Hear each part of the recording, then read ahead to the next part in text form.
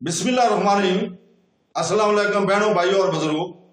आज हम इस इस्लामी मालूमाती और तलीमी वीडियो में हम कुरान और हदीस की रोशनी में इस्लामी कानून में 3 तलाक के मुतनाज़ा अमल को बयान कर रहे हैं। हम इस प्रैक्टिस की इब्तिदा ख़वातीन के हकूक़ पर, इसके असरात और इसकी कानूनी हैसियत और इखलाकियात से मुतल्लिक़ मबास को बयान करते हैं।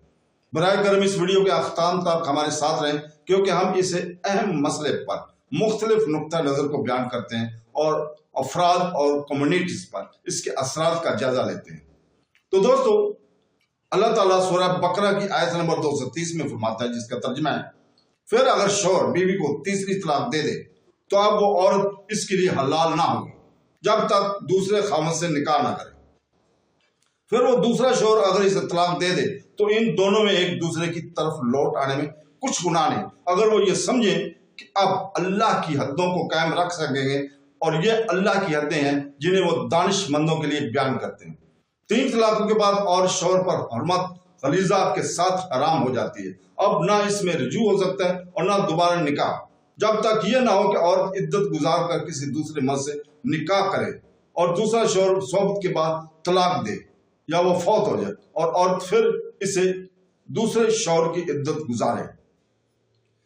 3 तलाकों के बारे में एक अहम मसला है। 3 तलाकें 3 महीनों में दी जाए, या 1 महीने में, या 1 दिन में, एक निश्चित में, या एक जुमले में, बहरसूर तीनों वाक़या हो जाती हैं। तो दोस्तों, इन औरतों और मर्द पर लाजिम है कि वो एक दूसरे को जांचने का पहले देखें, सुनते रसूल के मुताबिक और कुरान के अहकामात के मुताबिक। और औरत मर्द पर हराम हो जाती है 3 तलाकों के बाद बगैर शरई तरीके के मर्द औरत का हम बिस्तरी वगैरह करना सही, हराम और नाजायज है। और ऐसी सुलह की कोशिश करवाने वाले भी गुनाह में बराबर के शरीक है।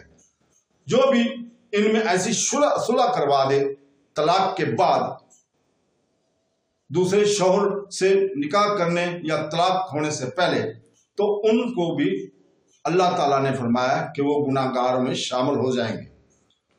तफसील के लिए उलमा अहले सुन्नत की किताबों से भी रजू कर लिया करें, वहां भी इनकी मालूमात के लिए बहुत सी चीजें शामिल की गई हैं और वो इसमें लिखते रहते हैं। तो दोस्तों, अल्लाह ताला से दुआ है कि वो हमें कुरान पढ़ने, उसको समझने, उसके तफसीर पढ़ने, उसको तर्जमे के साथ पढ़ने और सुनते रसूल को पढ़ने और उसको समझने और उसके ऊपर अमल करने की तौफीक अता फरमाए। आमीन सुम आमीन। अल्लाह हाफ़िज़।